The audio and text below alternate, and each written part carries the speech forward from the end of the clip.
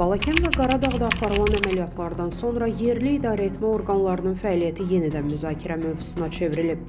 Cəmiyyətdə bu sistemin səmərəliliyi və idarəetmədə rolu barədə suallar artır.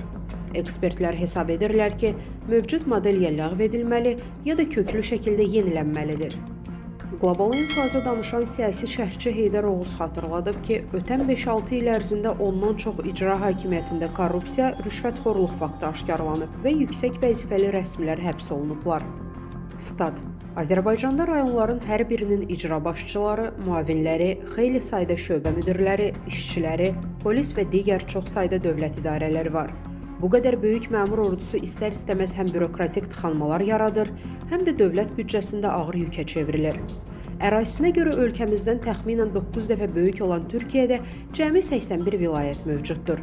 Düşünürəm ki, hakimiyyətin Ramiz Mehdiyevdən sonraki dövrdə aparacağı mühüm islahatlardan biri bəzi rayonların birləşdirilməsi ola bilər.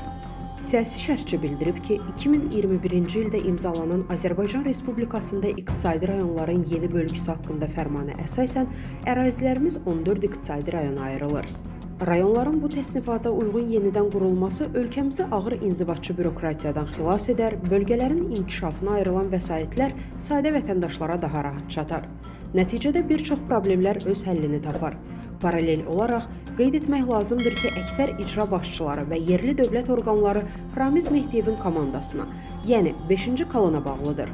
Zənnimcə, risklərdən yayınmaq üçün başlayacağımız islahatlarda icra hakimiyyətlərinin ləğvi xüsusi yer tutmalıdır. Statın sonu. Əziz izləyicilər, xəbərlərdən məlumat əldə etmək üçün kanalımıza abunə ola bilərsiniz.